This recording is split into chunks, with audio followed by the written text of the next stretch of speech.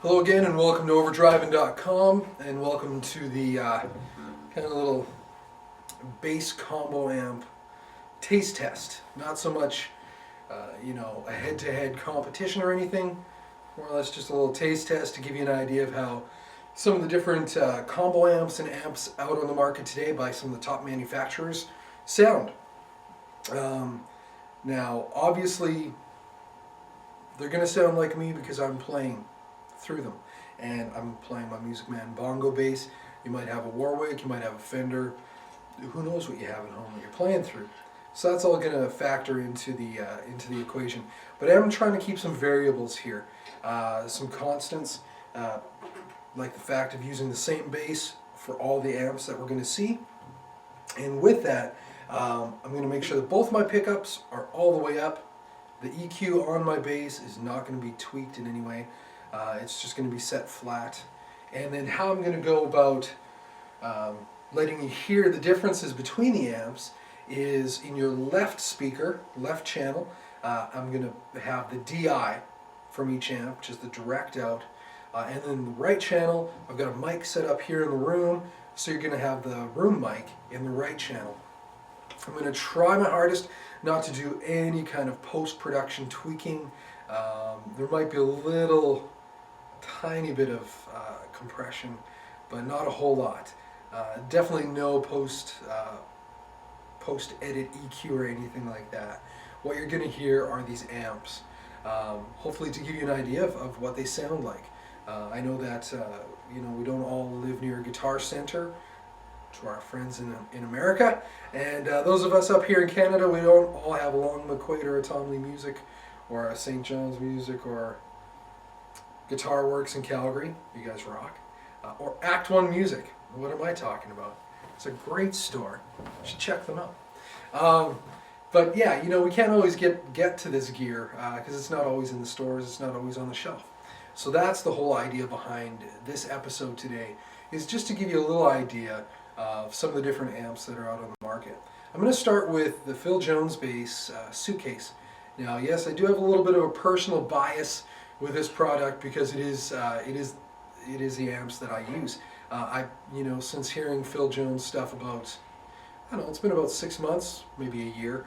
I love this stuff. I love the sound of it. I really dig the engineering that he's put behind his amps. With that said, again, this isn't kind of a head-to-head blowout of which amp is better or whatnot. This is merely just a chance for you to hear some of the different stuff on the market. Now, with the amp, the EQ on the amp as well is set flat. After I play a couple of examples, then I'll tweak the EQ to my own liking and stuff. But all in all, it's just, I guess kind of as bad as it's going to get. Everything's flat. Nothing's tweaked. So why don't we start with some fingerstyle stuff, and then we'll go into maybe a little bit of slap and a little bit of chording.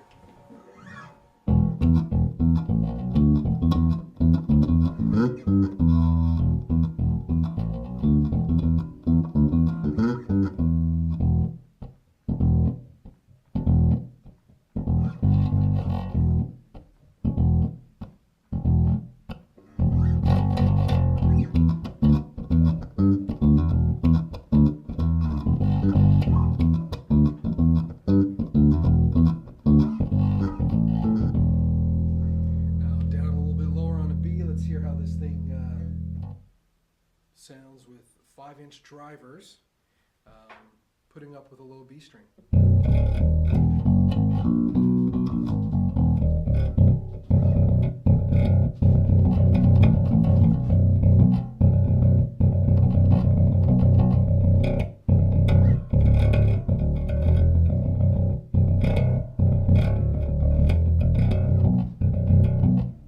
There you go, not too bad. A little bit of slap.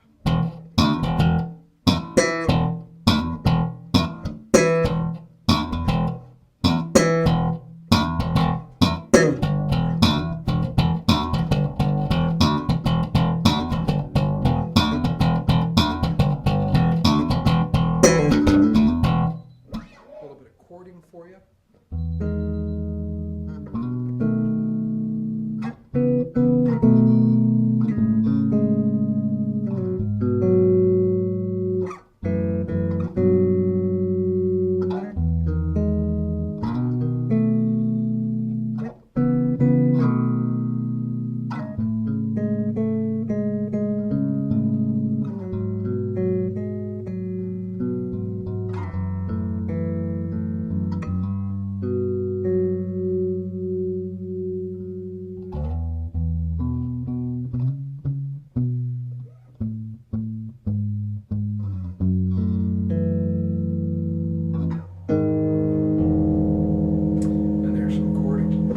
again, some of the stuff with Phil Jones Bass, as you can see, he deals with 5-inch drivers that are a proprietary thing for Phil Jones. Multiple drivers, you can read up about it on the website. It's kind of the idea that your driver, your voice coil is like a motor, and you've got 4 engines here as opposed to if you had 1 speaker, 1 engine, which is 1 voice coil, 1 speaker. So you're getting a tighter response, but yeah, because of the engineering behind it with the cabinet design and the speaker design itself, you're still getting a ton of low end. It still is a bass amp. So that's kind of the stuff with Phil Jones. Now I'm just going to give it a quick tweak here. I'll turn the compressor on, add a little bit of compression in and see what that does.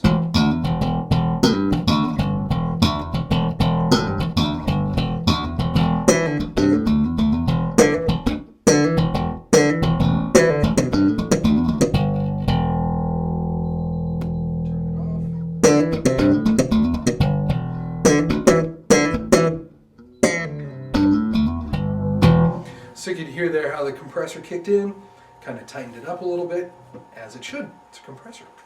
Now I'm going to quickly just tweak the EQ, cut it down a little bit at 630, boost it a bit at 50.